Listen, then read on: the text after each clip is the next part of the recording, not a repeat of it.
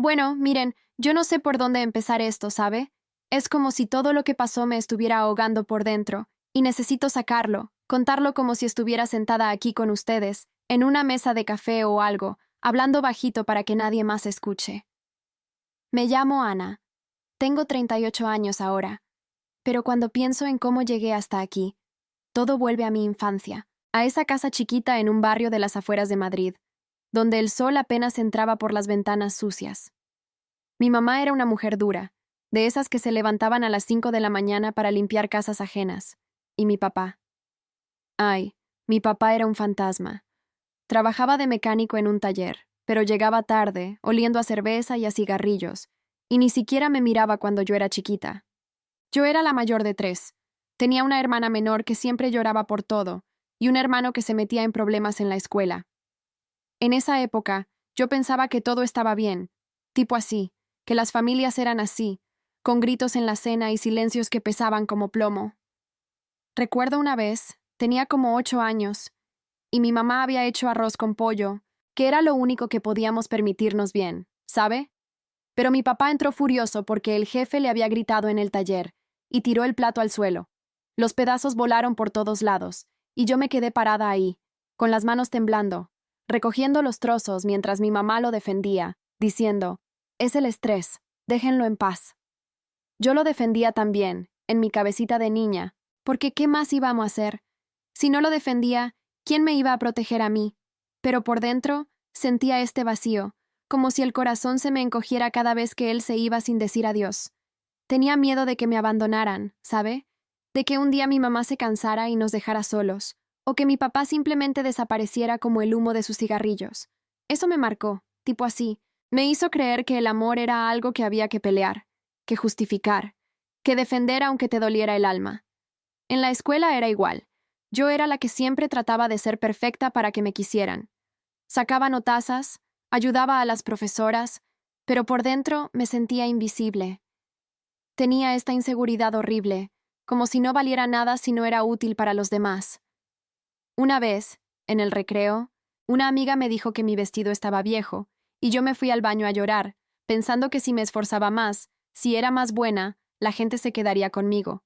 Mi mamá me repetía, Ana, las mujeres tenemos que ser fuertes, no como yo que dependo de tu padre, y yo asentía, pero en realidad me aterrorizaba la idea de depender de alguien. Sin embargo, en el fondo, anhelaba eso, una persona que me dijera, estás bien así, no tienes que cambiar. Crecí con esa herida, ¿sabe? Con el miedo a ser abandonada, a no ser suficiente. Mi papá se fue cuando yo tenía 15, no con una pelea grande, sino poquito a poco. Empezó a dormir en el sofá, luego se mudó con una vecina, y mi mamá lo defendió hasta el final, diciendo, es por el trabajo, volverá. Pero no volvió. Y yo me quedé con esa rabia sorda, jurándome que nunca dejaría que me trataran así. Adolescencia fue un lío. Tipo así. Salía con chicos que me usaban y tiraban, porque en el fondo buscaba ese papá que no tuve. Alguien que me diera seguridad, pero que al final me dejaba con las manos vacías. Tuve un novio en el instituto, Carlos, que me prometía el mundo, pero un día me dejó por otra, porque necesitaba espacio. Yo lloré semanas, me culpaba, pensaba que si hubiera sido más guapa o más divertida, se habría quedado. Eso me dejó cicatrices, ¿sabe? Me hizo insegura con mi cuerpo, con mi forma de ser. Siempre me veía en el espejo y pensaba, no soy suficiente. Y para compensar, me volví la que siempre dice sí, la que organiza todo, la que pone la casa en orden aunque por dentro se me estuviera rompiendo. Mi mamá se divorció oficialmente cuando yo tenía 18 y vi cómo ella se hundía en la depresión, trabajando doble turno para pagar las deudas. Yo empecé a estudiar enfermería porque quería ayudar, curar a la gente, quizás curarme a mí misma de alguna forma. Pero en las noches, sola en mi cuarto, me preguntaba si alguna vez encontraría a alguien que no me hiciera sentir como un estorbo. Y así crecí, con ese bagaje pesado, defendiendo a los que me herían porque era lo que conocía. Pensaba que el amor era aguantar, minimizar los dolores, como mi mamá hacía.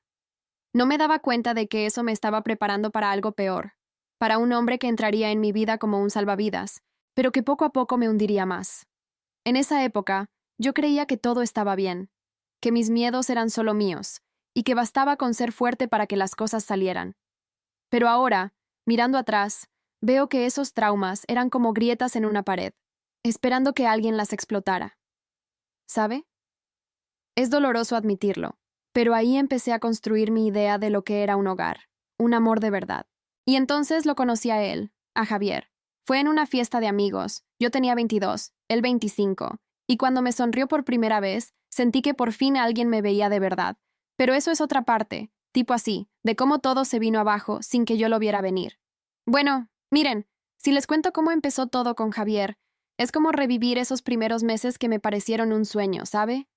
Yo tenía 22 años. Acababa de empezar en la enfermería en el hospital de la zona, y la vida era un corre-corre constante, entre turnos de noche y clases que me dejaban la cabeza hecha un lío. Una amiga mía, Laura, me arrastró a una fiesta en un bar del centro, de esas que duran hasta el amanecer, con música alta y gente bailando como si no hubiera mañana. Yo no era de salir mucho, tipo así. Prefería quedarme en casa leyendo o ayudando a mi mamá con las facturas. Pero esa noche pensé, ¿por qué no? Un rato no me va a matar. Llegué vestida con una falda sencilla que me había comprado en una tienda de segunda mano, y me sentía un poco fuera de lugar, con el pelo recogido y sin mucho maquillaje, porque en el fondo seguía con esa inseguridad de no ser lo suficientemente guapa. Y ahí estaba él, Javier, apoyado en la barra con una cerveza en la mano, riendo con unos amigos. Era alto, con el pelo oscuro un poco revuelto, y unos ojos marrones que parecían sonreír antes que su boca. Me vio desde lejos, y en vez de ignorarme como otros chicos, se acercó directamente. «Hola, ¿vienes mucho por aquí? Porque si no, me alegra que hayas venido hoy», me dijo, con esa voz calmada que me hizo sentir como si el ruido de la fiesta se apagara de golpe. Yo me puse nerviosa, ¿sabe? Tartamudeé algo sobre que era la primera vez, y él se rió suave, sin burla, y me pidió una copa. Hablamos toda la noche, de todo un poco, de mi trabajo en el hospital, de cómo él era ingeniero en una empresa de construcción, de sueños tontos como viajar a la playa algún día. Me contó que había crecido en un pueblo cerca de Toledo, con padres que se querían mucho, y yo le hablé un poquito de mi familia, sin entrar en lo feo, tipo así, solo que mi mamá era fuerte, y yo quería ser como ella. Al final de la noche, me acompañó a casa en su coche viejo, un Seat que olía a colonia y a aventura, y antes de bajarme, me dio un beso en la mejilla que me dejó el corazón latiendo como loco. Desde ese día, todo fluyó natural, como si el universo nos hubiera puesto en el mismo camino. Empezamos a salir casi todos los fines de semana. Él me recogía del hospital después de mis turnos, con un café en la mano y una sonrisa que borraba el cansancio. «Ana, no sé qué harías sin mí», bromeaba, y yo me reía, sintiéndome por primera vez como si alguien me cuidara de verdad. Recuerdo una tarde de domingo, tipo así. Estábamos en un parque cerca de mi casa, sentados en una manta que él trajo, comiendo bocadillos de jamón que habíamos comprado en el mercado. Me tomó la mano y me dijo, «Sabes, contigo siento que por fin encontré a alguien que me entiende, que no juzga». Yo me derretí, ¿sabe? Porque en mi vida, nadie me había dicho algo así. Él me hacía sentir segura, como si mis miedos de niña se fueran disolviendo poco a poco.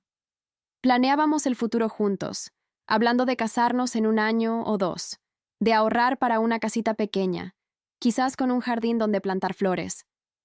«Seremos felices, Ana, te lo prometo», me decía, y yo le creía con toda el alma, porque en sus ojos veía esa fe que yo tanto necesitaba. Pasaron los meses, y el compañerismo se volvió lo más bonito. Javier era atento, de esos que notan cuando estás triste sin que lo digas. Una vez, después de un día horrible en el trabajo donde perdí a un paciente, un señor mayor que me recordaba a mi papá, llegué a casa hecha polvo. Él ya tenía la cena lista, espaguetis con salsa que se le daban mal pero que comí como si fueran los mejores del mundo. Me abrazó fuerte en el sofá, oliendo a su jabón de siempre, y me dejó llorar en su pecho sin decir nada, solo acariciándome el pelo. «Estoy aquí, mi amor, no te suelto», murmuró, y en ese momento pensé que había encontrado mi salvavidas. Íbamos a misa los domingos, porque él era católico practicante, y yo me uní por él, sintiendo que Dios nos bendecía. En la iglesia, de la mano, planeábamos bautizar a nuestros futuros hijos, imaginarlos corriendo por la casa. «Tendremos 2, un niño y una niña, y les daremos todo lo que no tuvimos», decía él, y yo asentía, emocionada, porque por fin veía un futuro sin abandonos, sin silencios pesados. La idealización era total, ¿sabe? Yo lo ponía en un pedestal, defendiendo hasta sus defectos chiquitos, como cuando se olvidaba de llamar porque el trabajo lo absorbía. Es que está estresado, pero me quiere, me decía a mí misma, igual que con mi papá. Nos mudamos juntos cuando yo tenía 24, a un apartamento modesto en las afueras, con paredes blancas y una cocina donde cocinábamos juntos. Él me regaló un anillo de compromiso un día de mi cumpleaños, en una cena sorpresa con velas y mi canción favorita sonando bajito. Ana, eres mi todo, prométeme que nunca nos separaremos, me dijo de rodillas, y yo lloré de felicidad, jurando lo mismo. En esa época, todo parecía perfecto. El trabajo de él iba viento en popa, con ascensos que nos permitían soñar con vacaciones en la Costa Brava, y yo avanzaba en la enfermería, sintiéndome valorada por primera vez. Nuestras promesas eran como un pacto sagrado, tipo así, en las buenas y en las malas. Repetíamos riendo, pero yo lo decía en serio, con el corazón abierto de par en par. Y así construimos eso que yo creía eterno, con risas en la cama por las mañanas, con planes de boda en una iglesia pequeña, con la fe de que nada nos tocaría. Él me hacía sentir completa, como si mis inseguranzas se evaporaran con cada beso. No veía grietas, ¿sabe? Solo veía amor, el tipo de amor que cura heridas viejas. Pero ahora, contando esto, me doy cuenta de que quizás ya había algo sutil, como cuando él empezaba a mirar el móvil más de lo normal durante la cena, pero lo achacaba al estrés del trabajo. En fin, esos años fueron mi refugio, mi ilusión de un hogar de verdad. Y entonces, poco a poco, las cosas empezaron a cambiar, pero eso ya es lo que viene después, tipo así, cuando el sueño se empieza a agrietar sin que te des cuenta. Bueno, miren, si les sigo contando, ahora viene esa parte que todavía me hace sonreír un poquito, ¿sabe? Aunque duela recordarlo todo junto, porque eran los años en que todo parecía encajar, tipo así, como si hubiéramos construido un castillo de arena que resistía las olas. Nos casamos en 2010. Yo tenía 26 y Javier 29, en una iglesia pequeñita de mi barrio, la misma donde íbamos los domingos. No fue una boda grande, nada de eso, porque no teníamos mucho dinero, pero fue perfecta a su manera. Mi mamá lloró todo el tiempo, vestida con un traje azul que le presté yo, y Laura, mi amiga de siempre, fue la madrina. Javier estaba guapísimo con su traje negro alquilado, oliendo a esa loción que usaba para ocasiones especiales, y cuando el sacerdote nos dijo, pueden besarse, me abrazó tan fuerte que sentí su corazón latiendo contra el mío, como si me prometiera que nunca me soltaría. Por siempre, Ana, en las buenas y en las malas, me susurró al oído, y yo asentí, con lágrimas en los ojos, pensando que por fin tenía mi familia propia, lejos de los silencios de mi infancia. Después de la boda, nos mudamos a una casita de 2 pisos en un pueblo cerca de Madrid, en Alcalá de Henares, que compramos con un préstamo que nos costó sudor y lágrimas. Era modesta, ¿sabe? Con paredes de color crema que pintamos nosotros mismos un fin de semana de verano, sudando bajo el sol que entraba por las ventanas abiertas. La cocina era lo que más me gustaba, con una mesa de madera que Javier armó de un catálogo de IKEA, y donde preparábamos el desayuno todos los días. Café con leche para él, tostadas con tomate para mí, y charlas sobre el día que nos esperaba. Hoy voy a cerrar ese proyecto grande en la obra. ¿Y tú qué, mi enfermera estrella? Me preguntaba mientras me besaba la frente, y yo le contaba de mis pacientes, de cómo había ayudado a una señora mayor con su medicación. Esa rutina se volvió sagrada, tipo así, despertarnos a las 7, él saliendo a las 8 para su trabajo en la construcción, yo un rato después al hospital. Pero los fines de semana eran nuestros, paseando por el Parque del Retiro cuando podíamos ir a la ciudad, o simplemente quedándonos en casa, viendo películas en el sofá viejo que trajimos de mi apartamento anterior. La carrera de Javier despegó de verdad en esos años, ¿sabe? Empezó como ingeniero junior, pero con su empeño, en 2012 ya lo ascendieron a supervisor en la empresa, ganando lo suficiente para que pudiéramos pagar la hipoteca sin apretarnos tanto. Recuerdo el día que me lo contó. Llegó a casa con una botella de vino tinto que habíamos guardado para algo especial, y me levantó en brazos en la entrada, girando conmigo como en una película. Ana, esto es por nosotros, por el equipo que hacemos, dijo, y brindamos en la cocina, con las luces tenues y el olor a lasaña que yo había metido en el horno. Yo también avanzaba, tipo así. En el hospital me dieron más responsabilidades, cuidando el ala de pediatría, donde veía a niños que me recordaban a la niña que fui yo, asustada pero fuerte. Ganaba un sueldo decente, y juntos ahorrábamos para el futuro, para ese viaje a la playa que siempre posponíamos. En 2013, compramos un coche nuevo, un Renault que nos dio libertad para escapadas cortas, como a Toledo, donde él me mostraba su pueblo natal, caminando de la mano por las calles empedradas, comiendo migas en un mesón familiar. Y lo de los hijos, ay, eso era nuestro sueño grande, ¿sabe? Hablábamos de ello todo el tiempo, especialmente después de la misa, cuando volvíamos a casa y preparábamos el almuerzo. Quiero una niña como tú, Ana, con tus ojos y tu sonrisa, me decía Javier mientras pelaba las patatas, y yo me reía, imaginando una cuna en la habitación de invitados que convertimos en nursery provisional, pintando las paredes de un amarillo suave y comprando un móvil de estrellas que colgaba del techo. Intentamos durante meses, tipo así, yendo al médico para chequeos, yo tomando vitaminas y él cuidándose más con el estrés del trabajo. En 2014, por fin, el test dio positivo. Fue un lunes de mayo. Yo en el baño del hospital durante un descanso, con las manos temblando mientras veía las 2 rayitas. Llamé a Javier enseguida, y cuando llegó corriendo, me abrazó en el pasillo de casa, llorando de alegría. «Vamos a ser padres, mi amor, todo lo que soñamos», murmuró. Y esa noche dormimos pegados, con mi mano en su pecho, sintiendo por primera vez que el vacío de mi infancia se llenaba de algo real, tangible. La estabilidad emocional era lo mejor, ¿sabe? Javier seguía siendo ese compañero que me hacía sentir segura. Después del embarazo, que fue duro con náuseas y cansancio, él me mimaba. Me preparaba infusiones de manzanilla por las noches, me masajeaba los pies hinchados después de mis turnos, y me acompañaba a las ecografías, sosteniendo mi mano mientras veíamos el latido en la pantalla. «Mira, ahí está nuestra pequeñita», decía, emocionado, y yo asentía, con el corazón hinchado de gratitud. Nació en enero de 2015, la llamamos Sofía, una cosita de 3 kilos con el pelo oscuro como el de su papá y mis ojos. El parto fue en el hospital donde trabajo, y Javier no se separó de mí ni un segundo, sudando más que yo, apretándome la mano hasta que dolió. Cuando la pusieron en mis brazos, mojada y llorando, miré a Javier y pensé, esto es el paraíso, hemos ganado. Los primeros meses fueron un torbellino de noches en vela, pero hermosos. Javier cambiando pañales a las 3 de la mañana, yo amamantando en la mecedora que compramos de segunda mano, y los 3 acurrucados en la cama los domingos, con el sol filtrándose por las cortinas.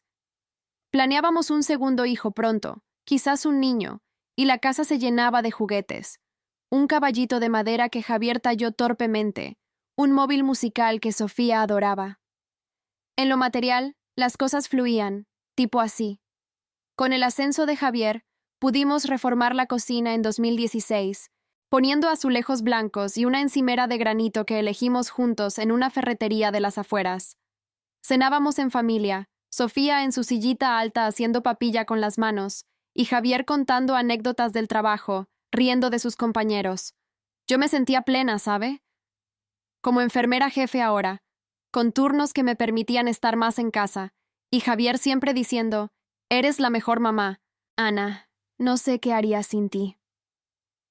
Íbamos de vacaciones por primera vez en 2017 a la Costa Brava, rentando un apartamentito en Roses con vistas al mar. Sofía tenía 2 años, chapoteando en la arena, y nosotros sentados en una toalla, bebiendo limonada, prometiéndonos más momentos así. «Esto es nuestra vida, estable, feliz», me decía él, besándome el hombro, y yo le creía, con el viento salado en el pelo y el corazón en paz. Pero ahora, mirando atrás, en medio de toda esa estabilidad, había ratitos que pasaban desapercibidos, como cuando Javier llegaba más tarde de lo normal, culpando al tráfico, o revisaba el móvil durante la cena sin mucho apetito. Yo lo achacaba al cansancio de ser papá, ¿sabe? Pensaba que todo estaba bien, que habíamos construido algo sólido, y seguíamos así, en esa burbuja, hasta que poco a poco, sin que me diera cuenta del todo, empezaron los cambios sutiles. Tipo así, en su forma de mirarme o de callar cuando antes hablaba. Pero eso ya es lo que viene, el agrietarse de lo que parecía eterno. Bueno, miren, si les sigo contando esto, ahora es cuando las cosas empiezan a torcerse de una forma que al principio no quise ver, ¿sabe? Tipo así, poco a poco, como si el sol que entraba por las ventanas de nuestra casa se fuera nublando sin que lloviera de golpe. Era alrededor de 2018. Sofía ya tenía 3 años, correteando por la casa con sus zapatitos rosas que le compré en una oferta del supermercado. Y yo pensaba que todo seguía en su lugar, con Javier llegando a casa y dándome un beso rápido en la mejilla antes de irse al baño a ducharse. Pero empecé a notar, o mejor dicho, a sentir algo raro en el aire, como un silencio que antes no estaba ahí, que se colaba en las cenas y en las noches cuando nos acostábamos. No era nada grande, al menos eso me decía yo, solo cositas que achacaba al estrés, porque él había cambiado de puesto en el trabajo. Ahora era jefe de proyecto en una obra grande en las afueras, y llegaba exhausto, con el traje arrugado y el pelo más gris de lo que recordaba. Recuerdo una noche de octubre, tipo así. Sofía ya dormida en su cuarto con el osito de peluche que Javier le había regalado en su cumpleaños, y yo en la cocina lavando los platos de la cena, pollo al horno con patatas, que era su plato favorito antes. Él entró, se sirvió un vaso de agua del grifo y se quedó ahí, mirando por la ventana hacia el jardín chiquito que teníamos, donde las hojas de los rosales que plantamos juntos empezaban a caer. Javier, ¿estás bien? Pareces lejos, le dije, secándome las manos en el delantal que mi mamá me había bordado con flores torcidas. Él se giró, me sonrió a medias, de esa forma que no llegaba a los ojos, y murmuró: Sí, amor, solo pensando en el deadline de mañana, no te preocupes. Yo asentí, porque en el fondo quería creerle, ¿sabe? Me acerqué para abrazarlo, pero él se apartó un poquito, diciendo que necesitaba aire, y salió al porche con el móvil en la mano, tecleando algo rápido bajo la luz de la farola. Me quedé ahí, con el trapo en la mano, sintiendo un pinchazo en el pecho, pero lo minimicé enseguida. Es el trabajo, Ana. Dale espacio, como cuando tu papá llegaba tarde del taller. Lo defendí en mi cabeza, igual que siempre. Porque si no, ¿qué? ¿Admitir que algo cambiaba? Y así siguieron los días, con más de esos silencios que se estiraban como goma. Antes, en las mañanas, mientras yo preparaba el café en la cafetera italiana que compramos en nuestra luna de miel, él me contaba chistes tontos sobre sus compañeros, riendo con esa voz grave que me hacía sentir en casa. Pero ahora se sentaba a la mesa con el periódico abierto, el Marca, que leía por las noticias de fútbol, y respondía con monosílabos cuando le preguntaba por su día. Bien, mucho lío en la obra, decía, sin mirarme, mientras masticaba su tostada con mermelada de fresa que yo untaba con cuidado. Yo intentaba sacar conversación, tipo así, contándole de Sofía, que había empezado el cole y dibujaba casitas con chimeneas torcidas, o de mi turno en el hospital, donde atendía a un niño con fiebre alta que me recordó a ella de bebé. Pero él asentía: «Qué bien, Ana», y volvía al móvil, escrollando algo que no me mostraba. Sentía como si una pared invisible se levantara entre nosotros, ¿sabe? No gritaba, no había peleas, solo ese distanciamiento emocional que me dejaba con un vacío en el estómago, como cuando de niña esperaba a mi papá en la puerta y no llegaba. Luego vinieron las críticas, disfrazadas de bromas, que al principio me reí para no pensar mal. Una tarde de sábado, en diciembre de 2018, estábamos en el supermercado de siempre, el Mercadona del barrio, empujando el carrito con las ruedas que chirriaban un poco. Sofía iba en el asiento de niños, comiendo una galleta que le di para que no llorara, y yo elegía las naranjas, apretándolas para ver si estaban jugosas. Javier miró mi cesta y soltó, riendo como si fuera un chiste: «Ana, ¿todavía con esa falda? Te queda un poco. Ancha, ¿no? Deberías probar algo más ajustado, como las chicas de la oficina». Yo me quedé parada, con una naranja en la mano, sintiendo el calor subirme a la cara. Pero me reí también, bajito, diciendo: «Ay, Javier, qué tonto eres. Es cómoda para el trabajo». Por dentro, me dolió, ¿sabe? Porque yo siempre había sido la práctica, la que no se arreglaba mucho después de tener a Sofía. El cuerpo cambió, con estrías en la barriga y un par de kilos que no se iban, y él lo sabía. Pero lo justifiqué. «Es una broma, está estresado, no lo dice en serio». Esa noche, me miré en el espejo del baño, con el vapor del agua caliente empañando el cristal, y me toqué la cintura, pensando si realmente necesitaba cambiar, si no era suficiente así. La obsesión por el trabajo y el estatus se notó más en 2019, tipo así. Empezó a llegar más tarde, a veces a las 9 o 10 de la noche, con excusas de reuniones extras o cenas con clientes. Es por el ascenso, Ana. Pronto seré gerente y podremos mudarnos a algo mejor, me decía, dejando el maletín en la entrada con un golpe sordo. Yo preparaba la cena sola, calentando las sobras en el microondas, guisos de lentejas que olían a casa de mi mamá, y esperaba con Sofía dormida en mis brazos, sintiendo el peso de su cabecita en mi hombro. Cuando llegaba, olía a colonia nueva, de esas caras que no comprábamos nosotros, y se duchaba enseguida sin besarme. Cambió de valores también, ¿sabe? Antes íbamos a misa todos los domingos, con Sofía de la mano contando las palomas en la plaza, pero ahora decía, tengo que revisar unos papeles, ve tú con la niña. Yo iba sola, arrodillándome en el banco de madera dura, rezando porque todo volviera a ser como antes. Pero salía con un nudo en la garganta, culpándome por no entender su ambición. Él trabaja por nosotros, Ana. No seas egoísta, me repetía, mientras doblaba su ropa en la cesta de la lavadora, oliendo a sudor y a algo que no identificaba. Y la falta de comunicación se hizo pesada, como una manta que te asfixia. Una vez, en febrero de 2019, después de un día largo en el hospital donde casi pierdo a una paciente joven por un error en la medicación, llegué a casa queriendo desahogarme. Sofía jugaba en el salón con sus bloques de colores, apilándolos torpemente, y Javier estaba en el sofá, con la tele en un partido de fútbol, el volumen bajo pero constante. Javier, hoy fue horrible, casi. Empecé, sentándome a su lado, pero él levantó la mano sin mirarme. Espera, amor, es penalti, no hables ahora. Me quedé ahí, con las palabras atascadas en la garganta, sintiendo las lágrimas picarme los ojos. Pero me tragué todo. Fui a la cocina a preparar té de hierbas, con las manos temblando en la tetera. Es solo un partido, no es personal, pensé, defendiendo su silencio como si fuera mi deber. Pero por las noches, cuando él se dormía roncando suave a mi lado, yo me quedaba mirando el techo, con el corazón latiendo irregular, preguntándome si hacía algo mal, si mi amor ya no era suficiente para romper esa barrera. Poco a poco, esa quiebra emocional empezó a comerme por dentro, ¿sabe? Sentía que algo estaba mal, un presentimiento como un escalofrío en la espalda, pero lo minimizaba todo el tiempo.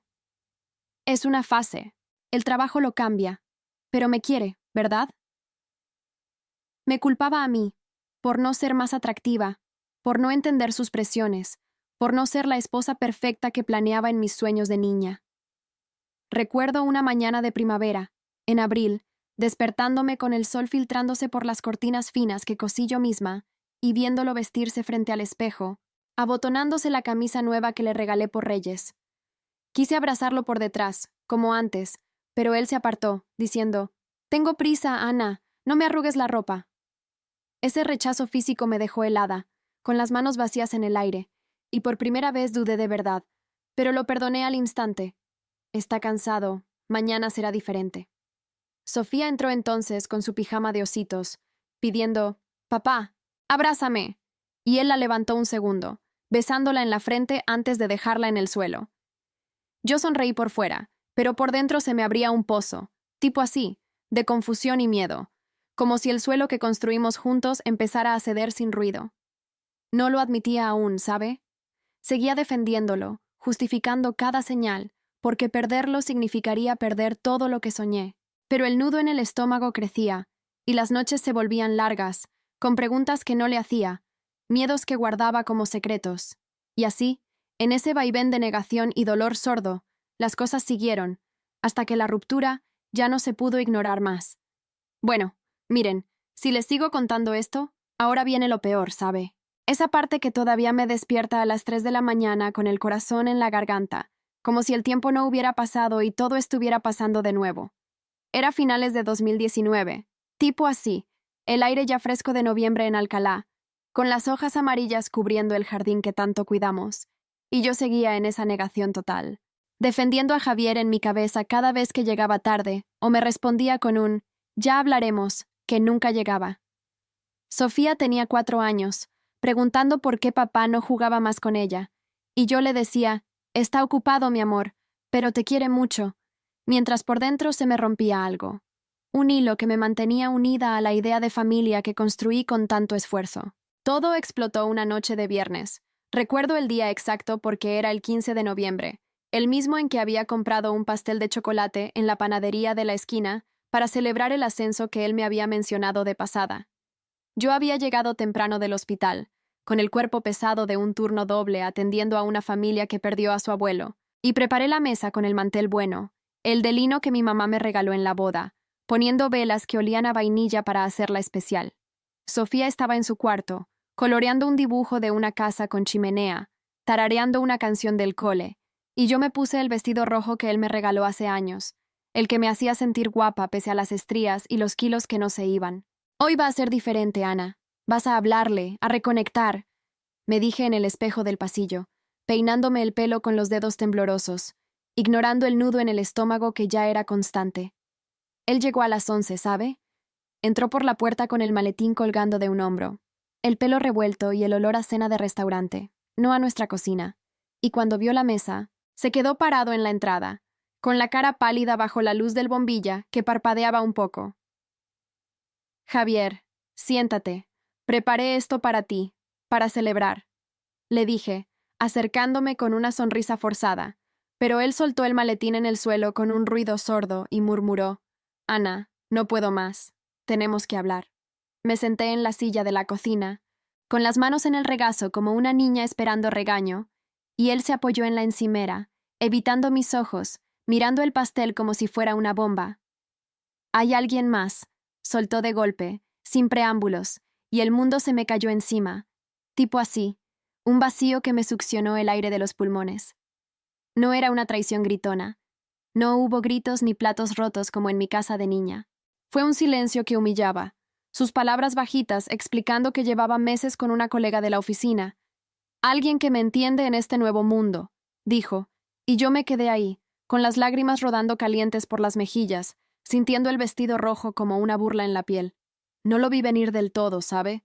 Aunque los signos estaban ahí, en sus llegadas tarde, en las críticas que dolían como pinchazos, en ese distanciamiento que yo minimicé una y otra vez.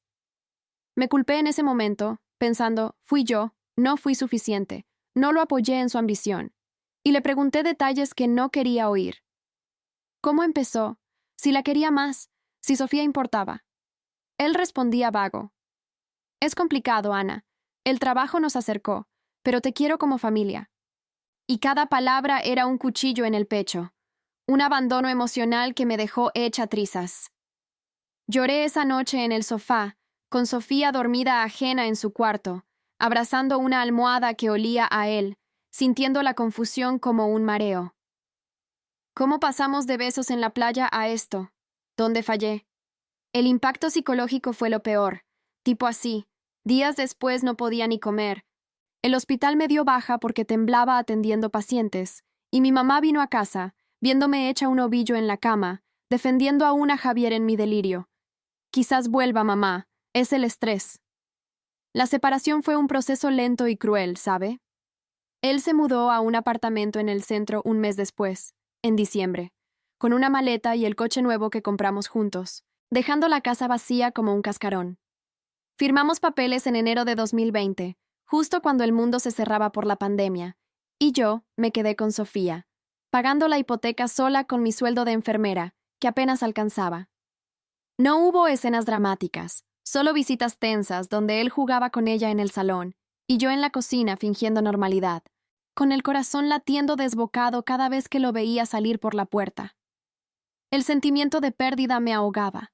Perdí al compañero, al padre de mi hija, a la ilusión de familia que curó mis heridas de niña.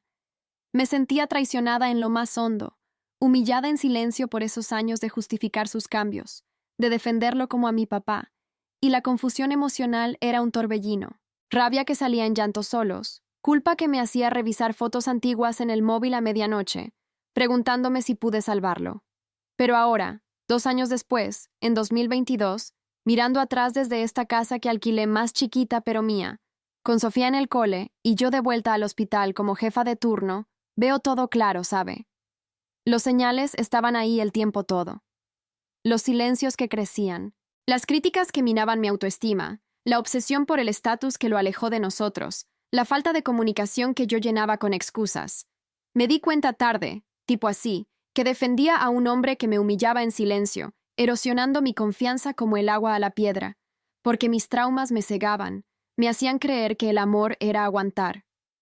El divorcio me rompió, sí, pero me reconstruyó también.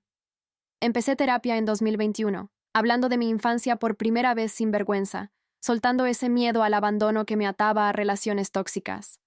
Aprendí que no soy responsable de la infidelidad ajena, que mi valor no depende de ser suficiente para nadie, y que la confianza rota no se pega con justificaciones. Hoy, Sofía y yo somos un equipo, ¿sabe? Cocino sola pero con orgullo. Voy a misa por mí, no por promesas ajenas, y siento un crecimiento que duele pero libera. Ya no defiendo lo que me hiere. Pongo límites. Me miro en el espejo y veo a una mujer fuerte, no la niña insegura. Javier visita, pero ya no lo idealizo. Veo sus fallos sin rabia, solo lección. Si me preguntan, diría que el amor verdadero no humilla, no se justifica en silencio. Tardé en verlo, pero ahora lo sé. Los signos estaban ahí, gritando bajito, y yo, ciega por el miedo, los ignoré. Pero salí del pozo, reconstruyéndome pedazo a pedazo, y por primera vez me siento libre, completa sin necesitar a nadie que me complete. Es un amadurecimiento duro, tipo así, pero real, y si alguien escucha esto, que no defienda lo que duele.